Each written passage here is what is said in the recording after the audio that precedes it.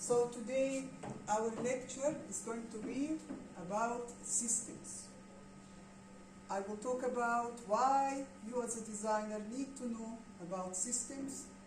So why is this important, what they are, and how basically all this is going to be applied. So this is something very important that we need to understand. Now, to better know how to design products, anything actually that you design correctly, you need to have general knowledge about systems. And you need to be able to start thinking in terms of systems, not units. So what do we mean by that? When we say a system, it means it's a group of two or more units or elements together. So, how to understand this? Well, if you look at everything around you, like products around you, like this, for example, is a chair, this is a table, this is a room, for example. So, you look at units, but you cannot look in this way if you want to design anything. You need to look at it as a system. That means together with the human. So we have here a product and we have a human. This plus this together make a system. I cannot just look at this as a table on its own, this as a chair on its own, this as a cup on its own, and forget the human element. We need to look at it as a system together. Why? Why is this so important? Because you as a designer are actually designing the interaction between, let's say, this product and the human using the product. If you are just designing the product on its own, like I'm designing just this chair, this table, and forget about the human that will be constantly in contact with this product, it will not be a correct design. So, in fact, you as a designer, you are focusing on and designing the interaction between the product and the human. It is not the product you're designing on its own. It's the interaction that you need to focus on. Because whatever you design, as you already know, in the end, a human will be using your design. This chair, someone will be sitting on it. This cup, someone will be holding it and using it, performing tasks in this way. Okay? This pen will be used. So, anything the human come in contact with, immediately there becomes a relationship, an interaction between the human and the product. Now, there is touching points always. Like this pen, I'm touching it in this way, I'm holding it. So there is major touching points between this body part and this product. If I wear these shoes, there is contact between my legs and the shoe, and so on. So every product has specific contact points between the body and whatever product it is. In the end, there is always an interaction happening. So as soon as the human touch the product, an interaction starts developing. This interaction you're designing, you're basically focusing on in the design. Because as we said before, you have to what? Everything you design has to be what? Safe for human use, comfortable, easy to use. In the end, you have to make the human happy. So if this interaction is not a good one, that means the design has failed. So that's why we need to start thinking. When we look at objects around us, we need to look at them as systems. Not as this is a table, that's a chair, this is a pen, and start drawing pictures on a paper, new designs. This is not how it works. So we need to know who is the user, who is the human group of people that will be using it, and then immediately start thinking of the interaction. What interaction happens? What are the touching points? Now you might say, okay, if I'm a graphic designer and I design, for example, a poster and I put it there, so what interaction is there? Because you're not going to go and touch the poster. But there is a touching point. Your vision, your eyes, when you look at something, that's the touching point. This is the system again.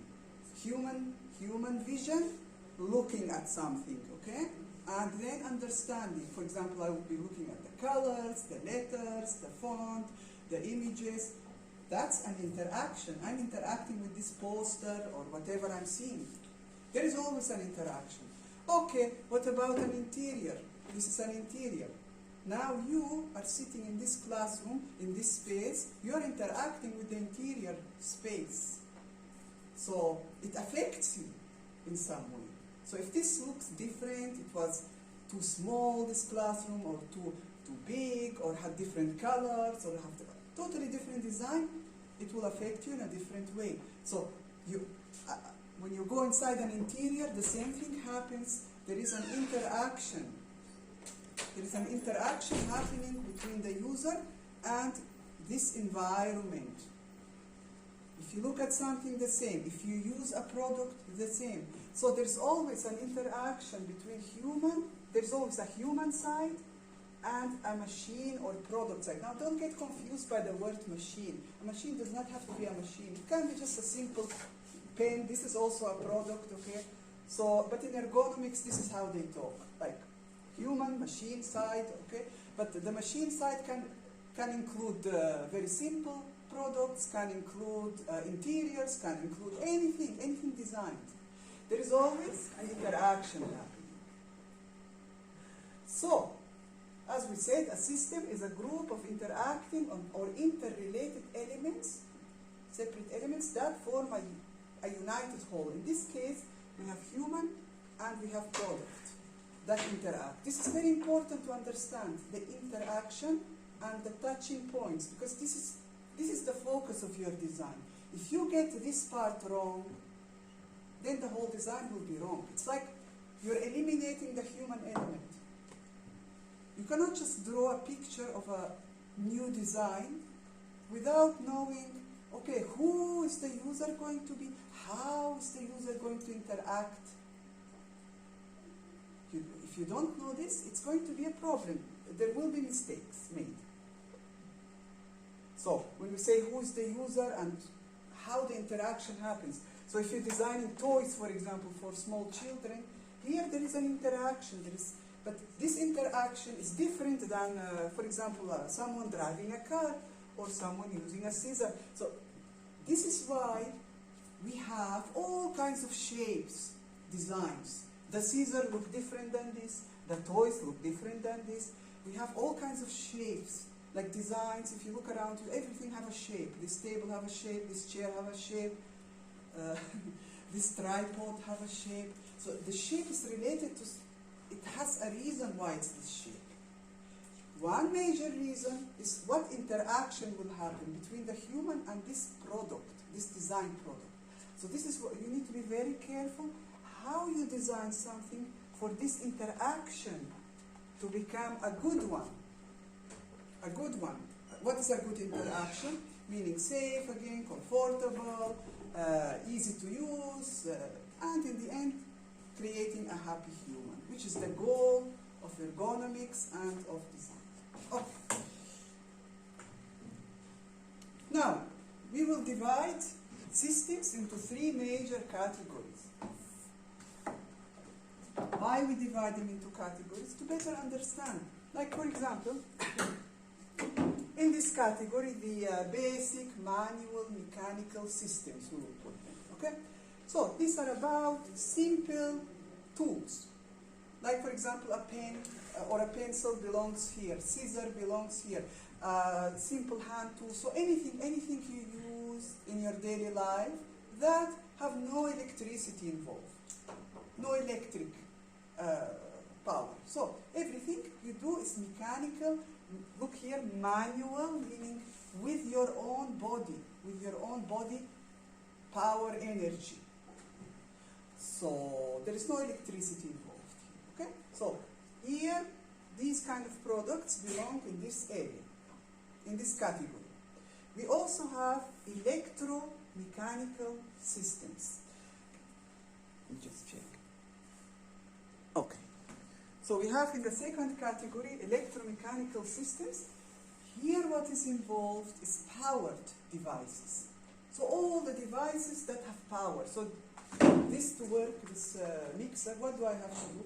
I have to put it to power it first, okay? Then I have to click on, off, select the speed, and so on. So all power devices that work with electricity belong in this category. We will explain in a minute those differences, like when we say electromechanical, because here we see mechanical, but this is here electromechanical, this is manual mechanical. So we will explain a little bit more detail about this, because it will help you understand the bigger picture. So in this category, in simple terms, or all powered devices. Now, we have a third category, fully automated systems or highly automated systems. Now here, the machines that are involved, they are doing like 90% of the work. The human is involved. The human is always involved in the system. But here the involvement of the human is not so big. Like for example, in a factory full of machines, a lot of machines, you will see a human sit behind a computer and just control the machines. Check everything okay here, not okay, on, off, this kind of stuff. Just controlling the machines from a distance. And the machines do all the work. So this is becoming closer and closer to a fully automated system.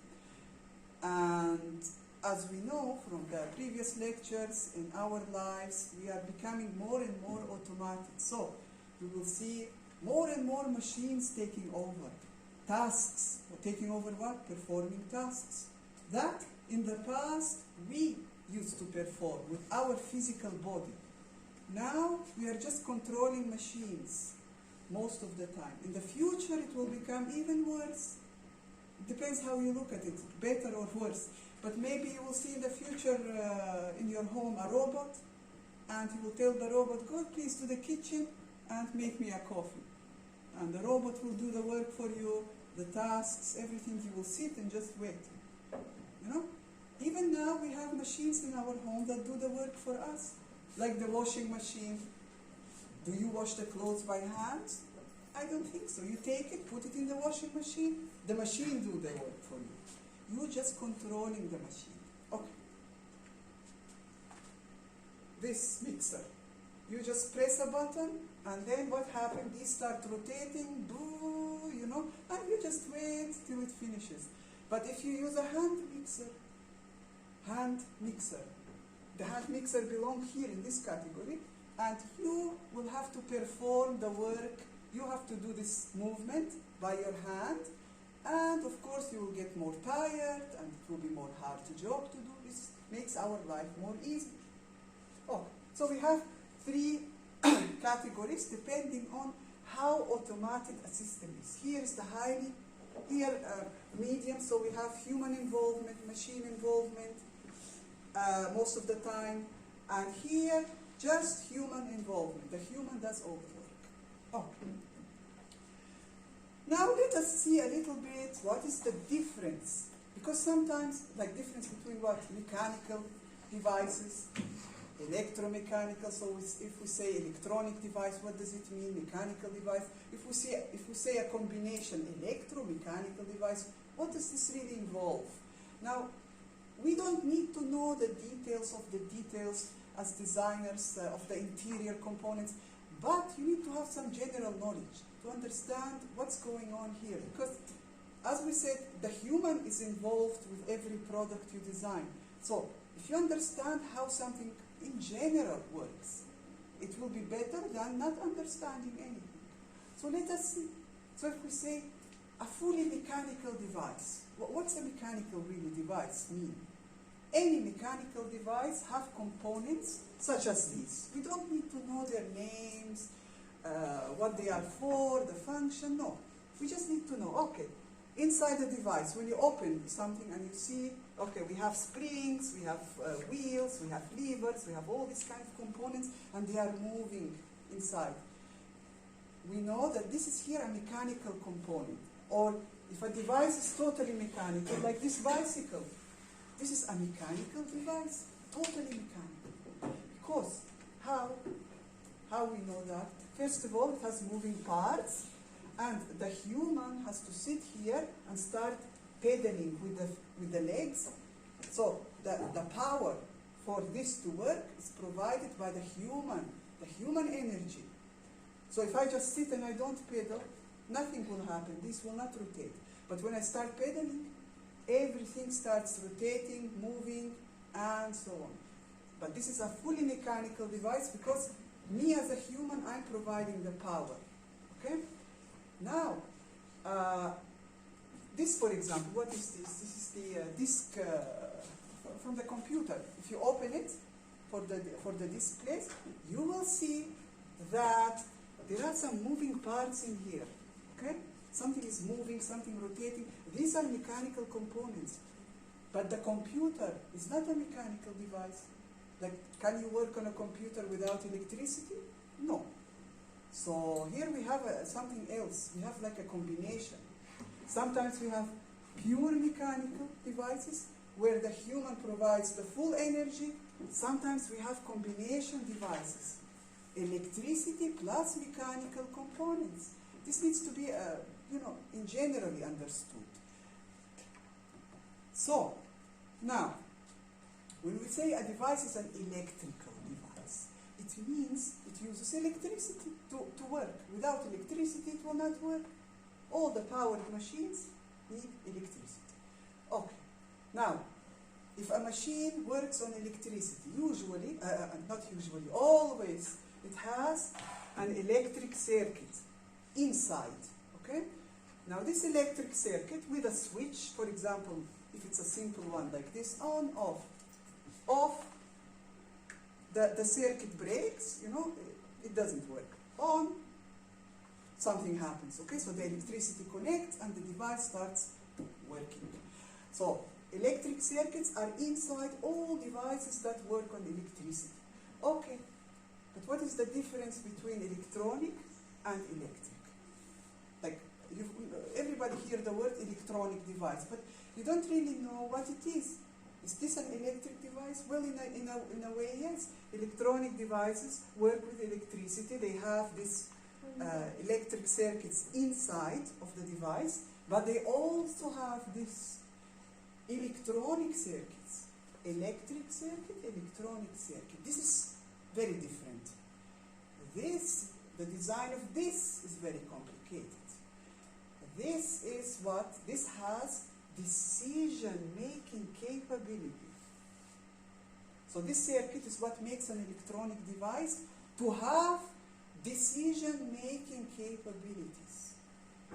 This doesn't have decision-making capabilities. This is just, you connect the electricity or you remove the electricity, on, off, like this. But with an electronic circuit, this can make a lot of decisions. And this can interpret an instruction and perform a task. What interpret an instruction? Instruction by who? By the human. So if I give the device, an electronic device, an instruction, this device should understand me and interpret, basically understand and interpret my instruction, and after that perform the task that I gave it to do. So here is the difficult part, basically, or the difference between just an electrical device or a circuit and an electronic one. Here, this is used like to design complicated devices. Like if a robot is designed that can understand me. Like if I tell the robot, please go to the kitchen, make me a cup of coffee. For example, this robot means it has electronic circuits inside because it can interpret what I'm telling it to do. If it doesn't have this, it will not work, okay? So this is in simple, very simple explanation about the differences. Now we go back, let me show you this.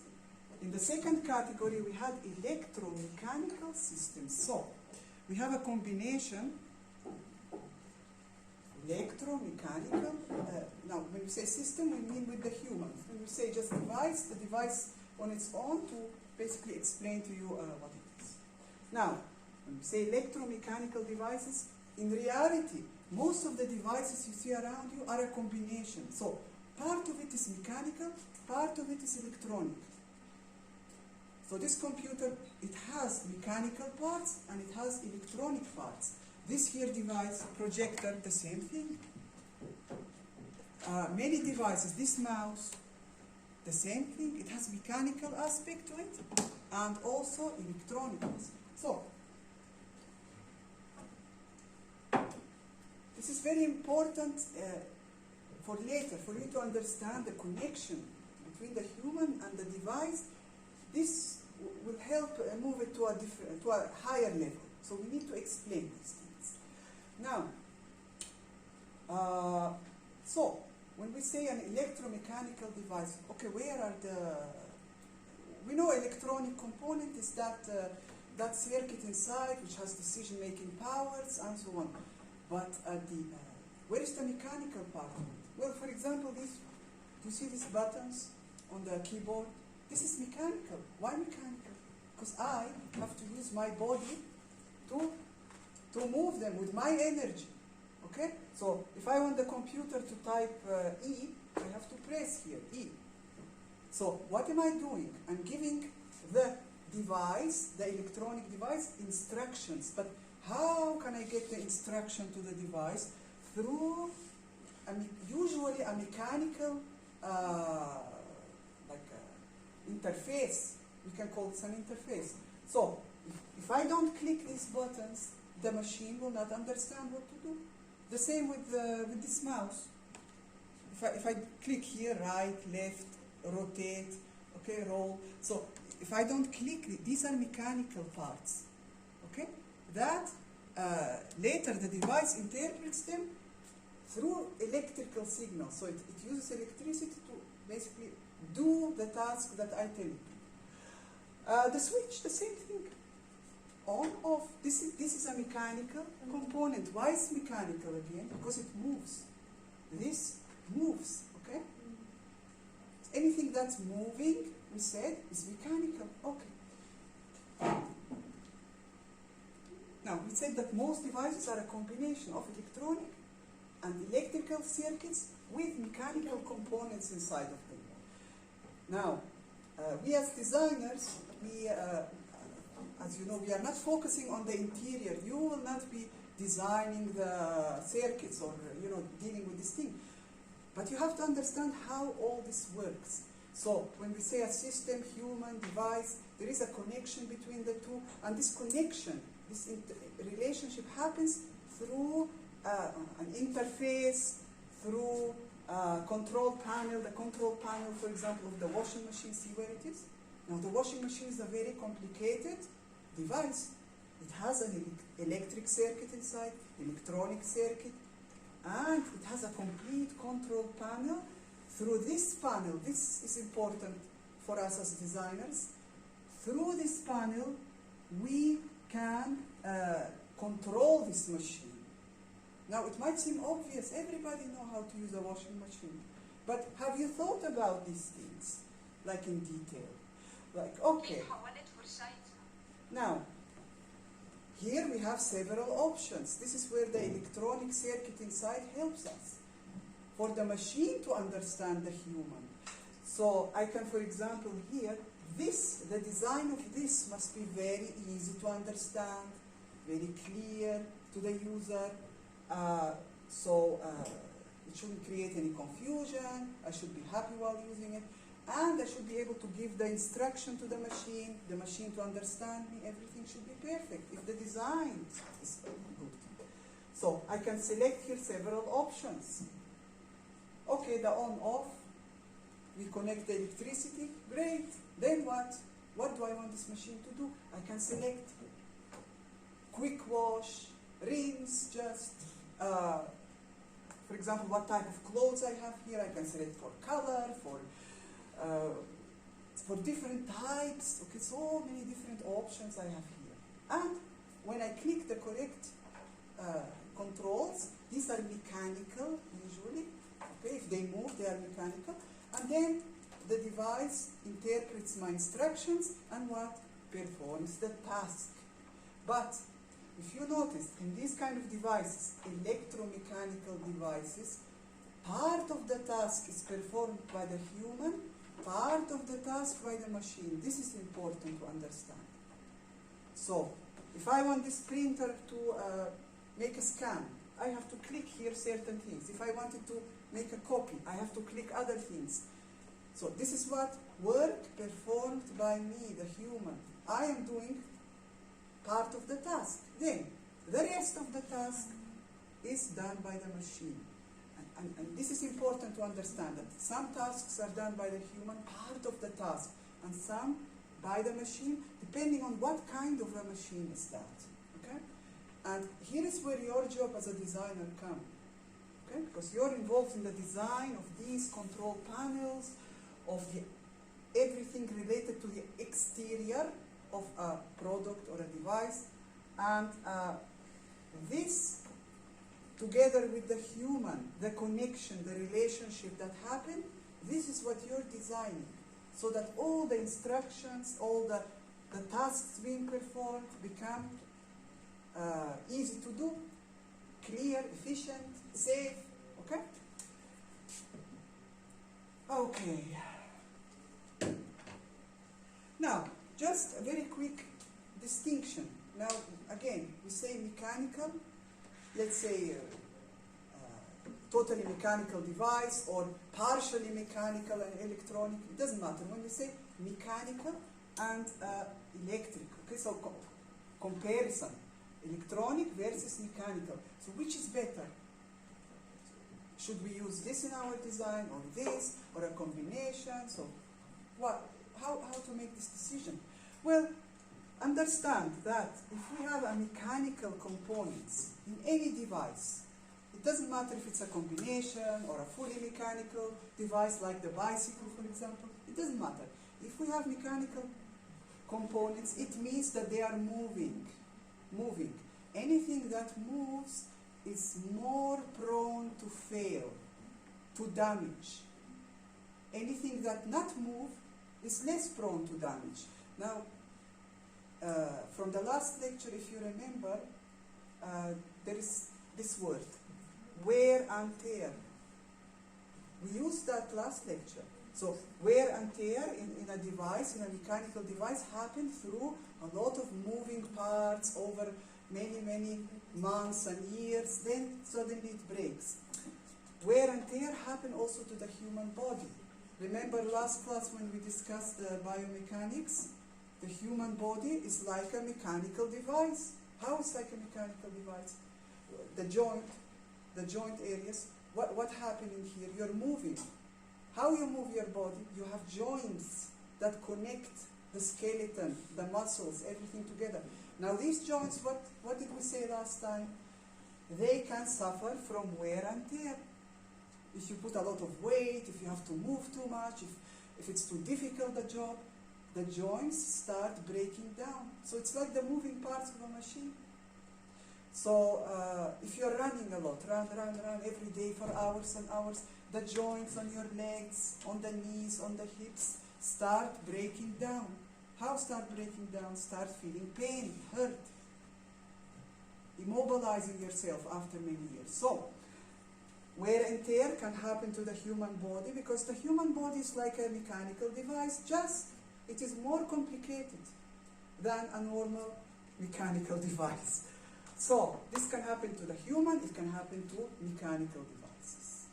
So see this comparison, you will see a lot of similarities actually. Just as I said, the human body is more complicated. So if we have mechanical devices, this can happen often.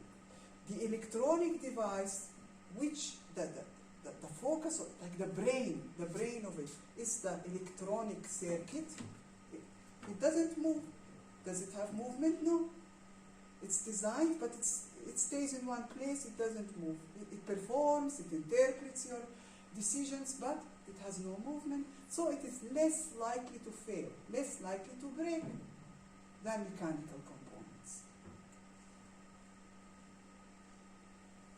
So in the computer, for example, you will find that the disk drive, you know where you put the CD, often breaks before the computer.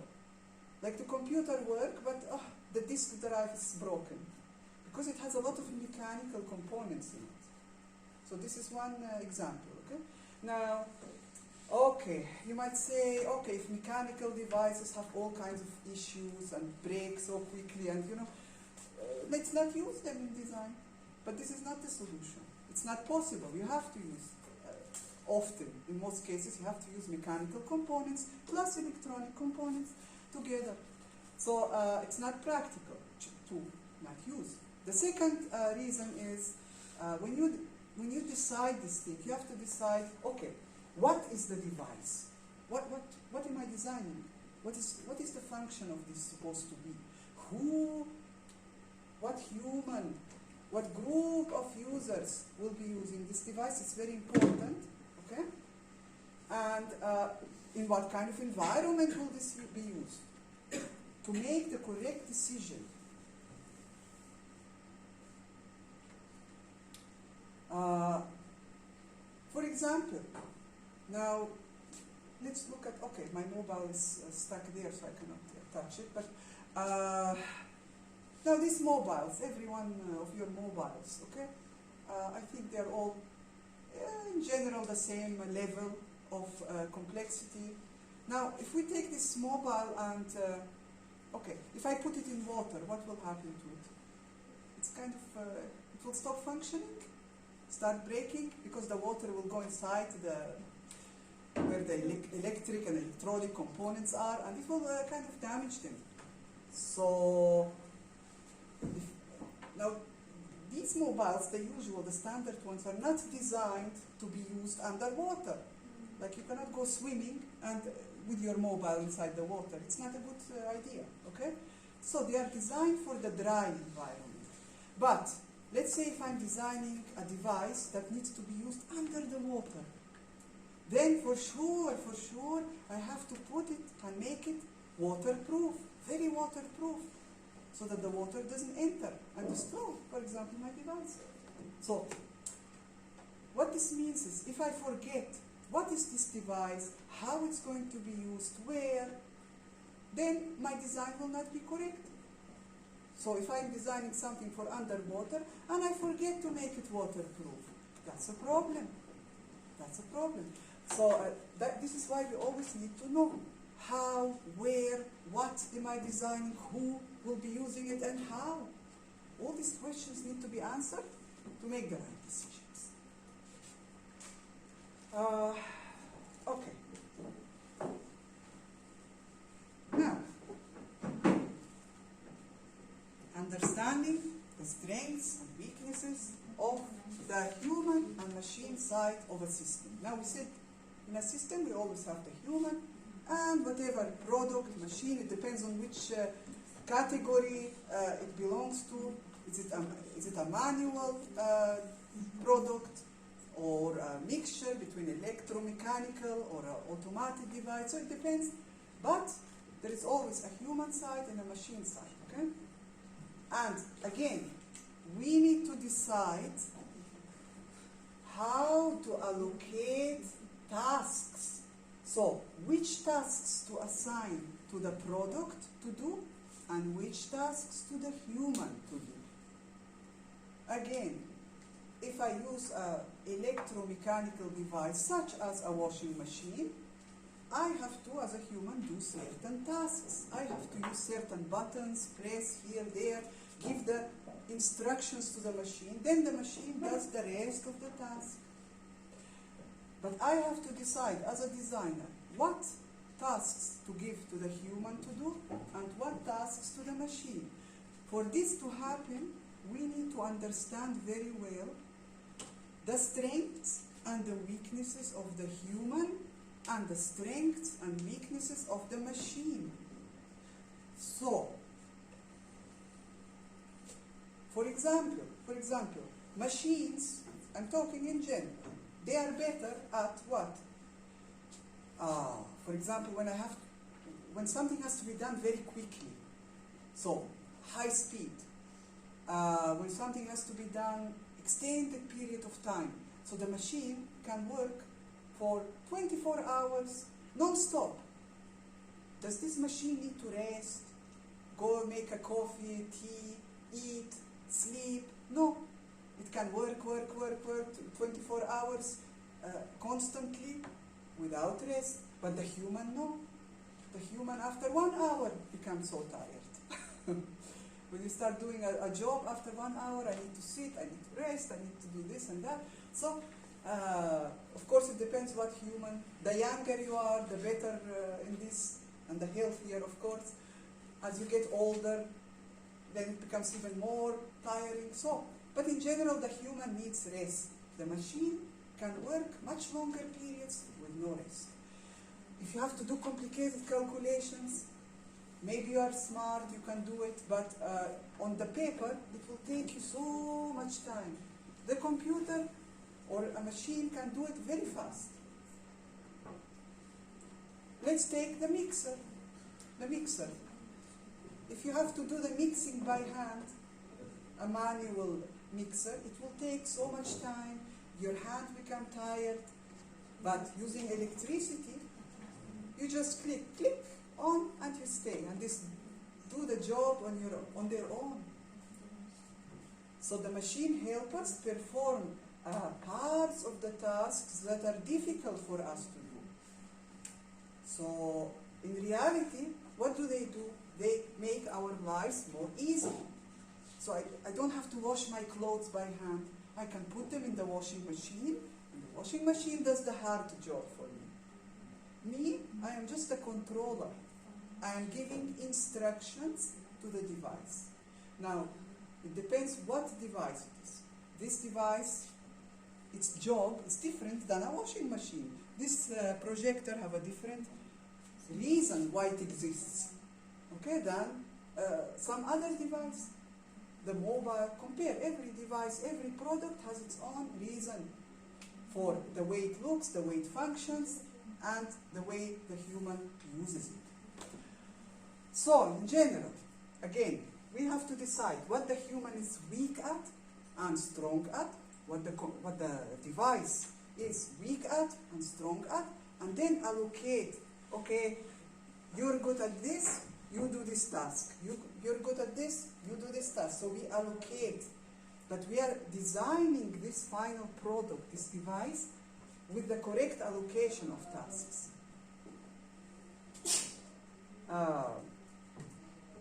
Now the humans have also, sometimes they're better than machines in, for example, flexibility of thinking, ideas, like for example, if the machine cannot decide to do something on their own, at least the machines that we have today, in our daily lives, I mean. So, for example, a washing machine cannot decide, okay, now today is Saturday, it's clothes washing time, let me go collect the clothes, let me start washing, make a decision, like for example, okay, these are white clothes, I need to put this. So the machine does not do this for you. You have to go and click the correct buttons. Okay? So the human has more flexibility, can make decisions, while the machine performs the decisions of the human. It is like you, for example, you're designers, and you think that, some of you think that once you learn Photoshop, Illustrator, AutoCAD, that your life as a designer becomes very easy. You somehow feel that the program will help you to design. Now, it will help you. It will help you more clean, more accurate drawings. For example, if you're bad at hand drawing. But it will not draw for you. It will not design for you. Like, let's say I don't have the idea, and I sit in front of AutoCAD. What to do? The AutoCAD will not give me ideas, or the Photoshop or Illustrator. I have to give the computer the idea. I have to select the lines, the colors, the shapes, whatever. Correct or not? You have to make the decisions. Now, this might change a little bit in the future, where there are programs that they can give you some feedback, ideas. Okay, but still you are in control, at least for this time period. The machine cannot totally take over. Okay. So I already explained all of this. So how you need to be careful how to allocate functions. What should the machine do? What should the human do? Which tasks? In the end, there is a main task to be completed, but which subtasks should be done by the human, which by the machine?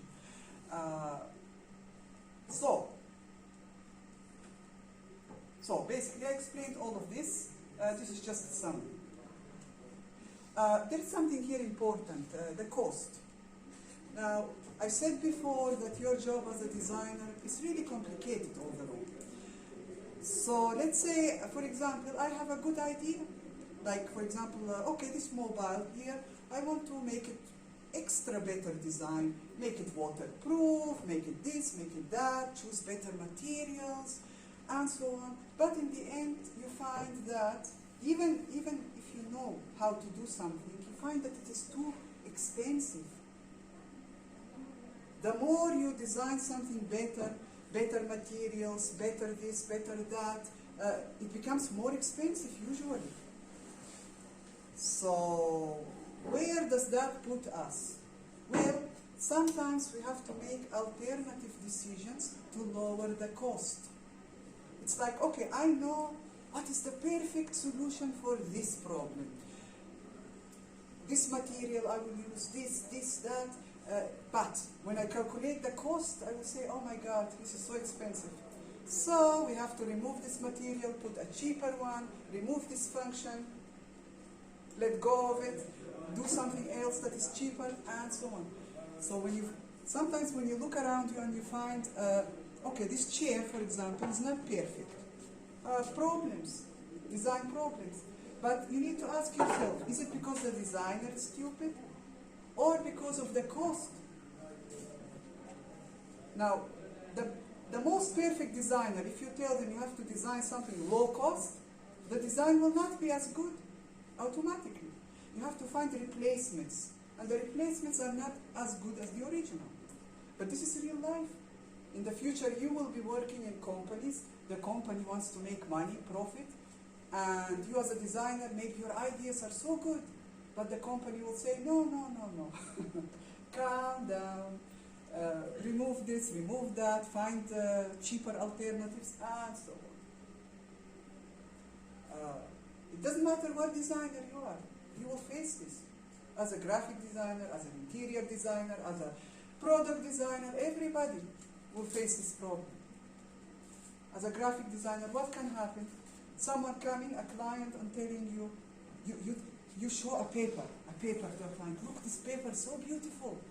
It's the surface, the coating, I don't know. Then we will do this and that effects on the poster or the book or whatever, magazine, whatever you're designing, or business card.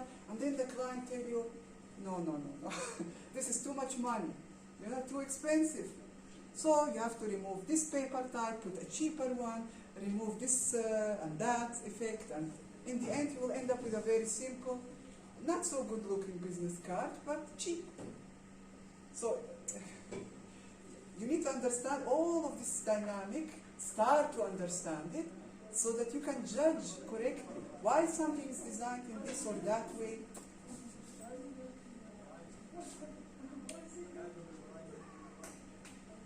Now, next class, we will continue with the same lecture about systems, okay?